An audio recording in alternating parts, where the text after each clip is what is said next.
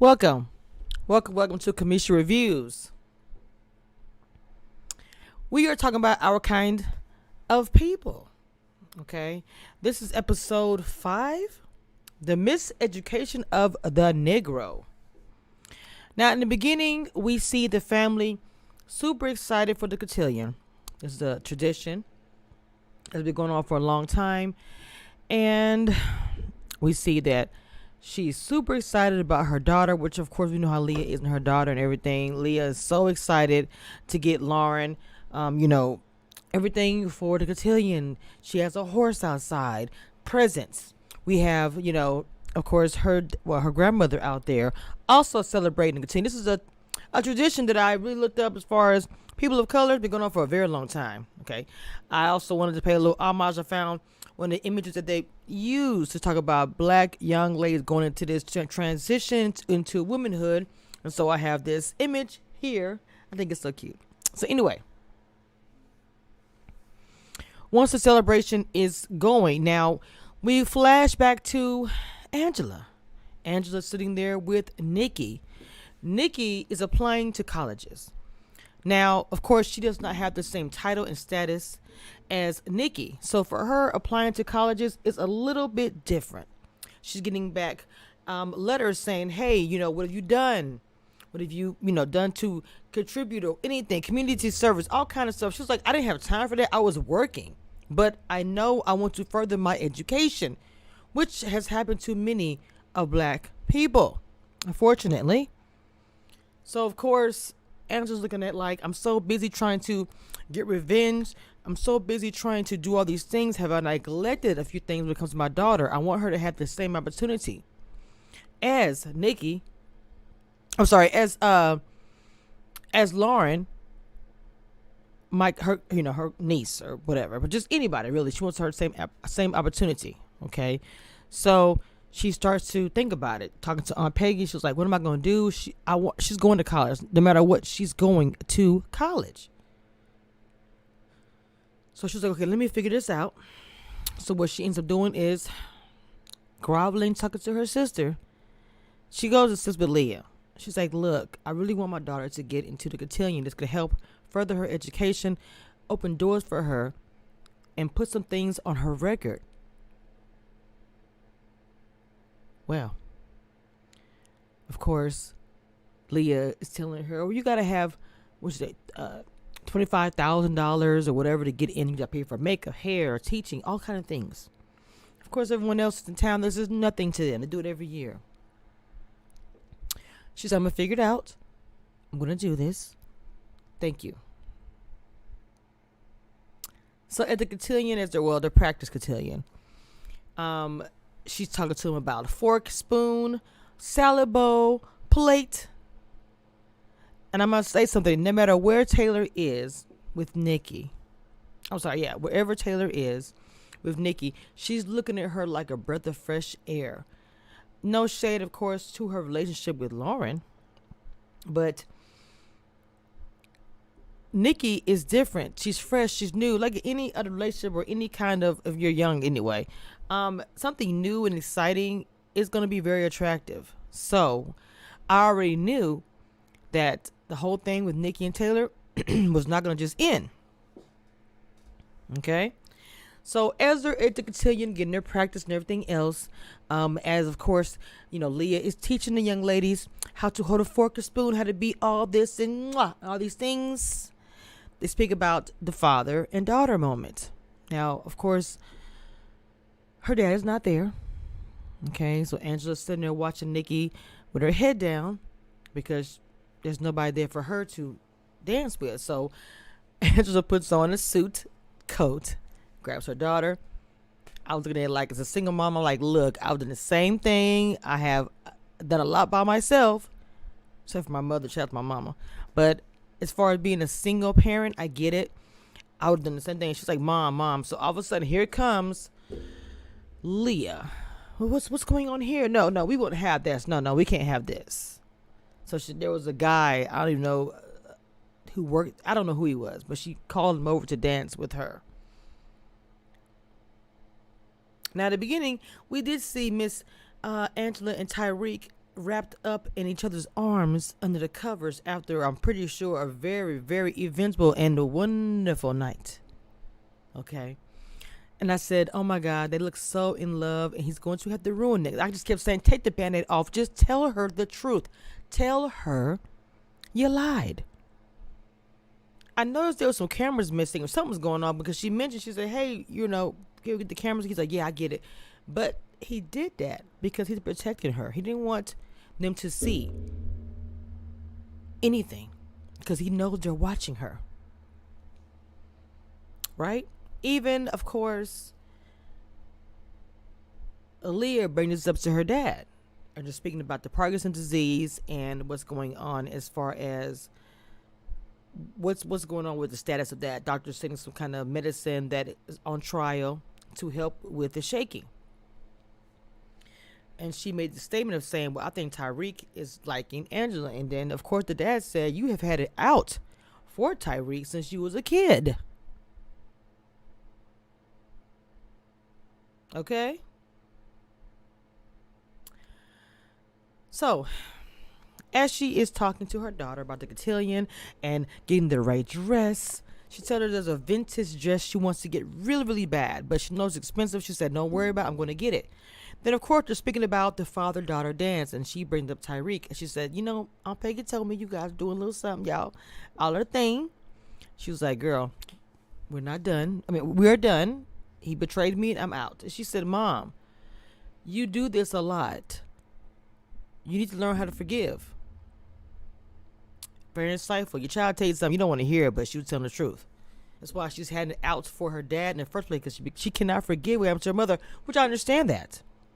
But I think it's a pattern for her entire life. I forgive nobody and cut them out when they do me wrong.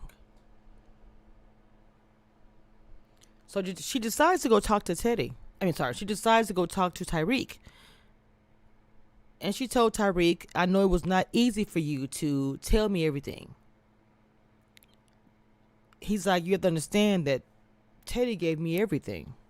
Put me, kind of like my dad. Pay for my education, all that. This is what Teddy does. Teddy buys people, whether it be their affection or their loyalty. He pays for everything. So she just comes out and says that, look, I think Teddy was selling drugs in the community and try to blame it on my mother. And I even saw a tape of it, but it got cut off before she can say it. He was like, okay. She said, I have to trust somebody. I think she should trust him. I really do. At first I questioned it, but I think he's falling for her. So he said, well, my dad's brother was like an activist. And I think it was Teddy's brother who was an activist in the community. Him and Teddy didn't get along, but it was allegedly killed by a drug dealer. And he told her this information. He was like, we got to get more information. Well, he said there's like files and everything he has in his desk in his office. She was like, how am I gonna get there? Well, he said they're having some kind of party or something tonight, a family dinner. She said, well, it's time to get acquainted with family. I love it. She goes down to the office talking to Teddy. I think we should get to know each other as father and daughter. I think that we should try to repair our relationship. Maybe you get to know your granddaughter. He says, okay. Smooth, okay?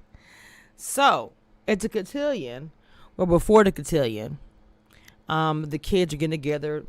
Taylor's parents bought this big old party van. Well, it really wasn't a van. It was like just say it wasn't a van. And so while they're in the back, it's like a truck or a bus. I don't know what it is. Anyway, they were sitting back there. Of course, they're kissing. And Lauren peeks and sees them. Lauren is like a mini version of her mother, but young and reckless. So she decides to get revenge on the situation. But before that, she's getting ready, getting her dress just like Nikki was. And she's there with her mother and her grandmother. And as she's trying on dresses, she said she wants to match what Taylor's wearing. Grandmother's like, why? She said, because I'm taking Taylor to the cotillion. That's my guess. And she was like, what? No, it's a guy and a girl that does that. And she said, Grandma, I'm gay. She almost fainted. Snatched her arm from because they were trying to. Cause she almost fainted. She was like, "You gonna let this happen?" Leah was like, "Yes. Sometimes change is good, progressive, you know." So at the cotillion, which was very, very traditional. I like the tradition of the white gloves. They had their robe on over the dress, all white.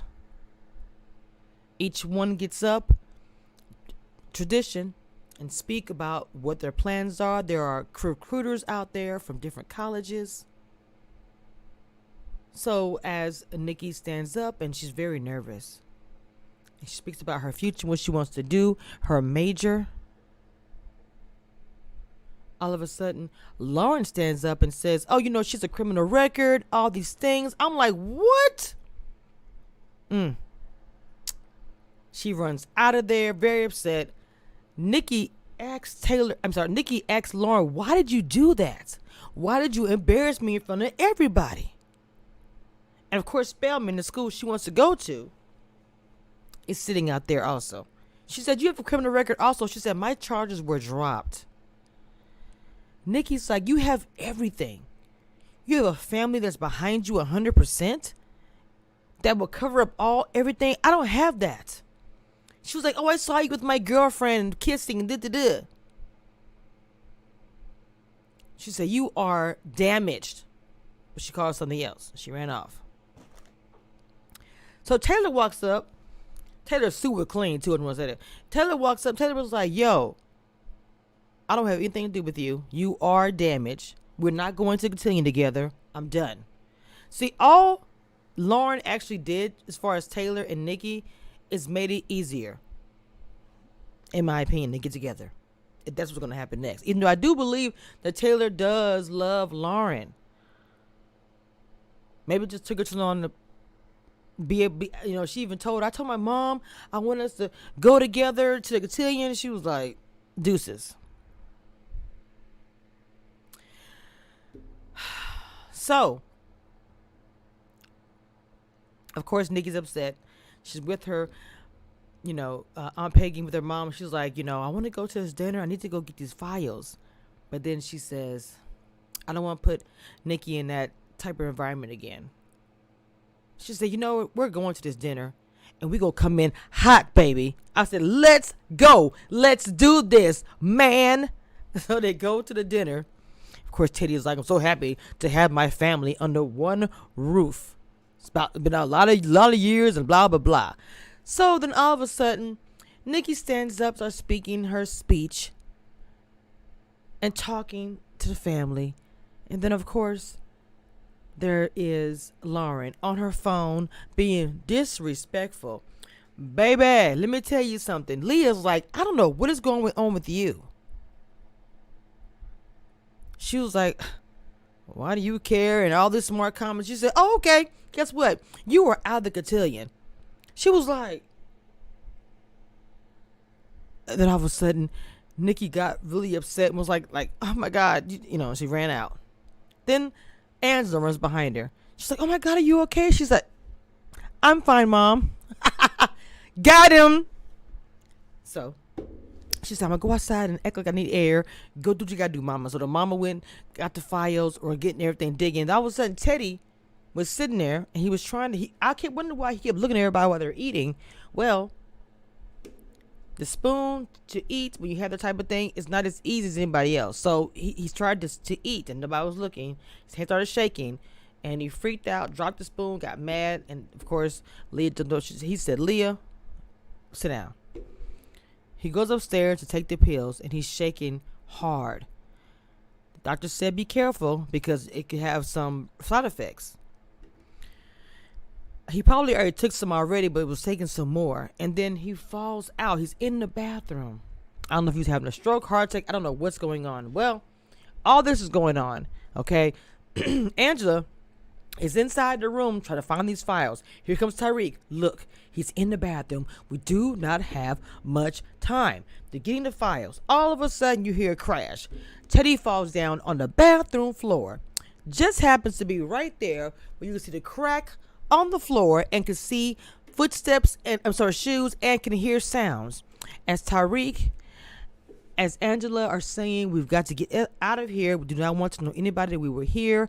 And Teddy's just going off and cussing without actually being able to do it. But you can tell by his face, like, oh, I can't believe this. I let this heifer in my house and she just played me. Just like you do everybody else. She's your child. So that is where everything is left as far as Our Kind of People, episode 5. And this is season 1. So stay tuned for the next review, because today I'm popping them out, baby. Okay, I'm not done yet. Look out for the next review, which should be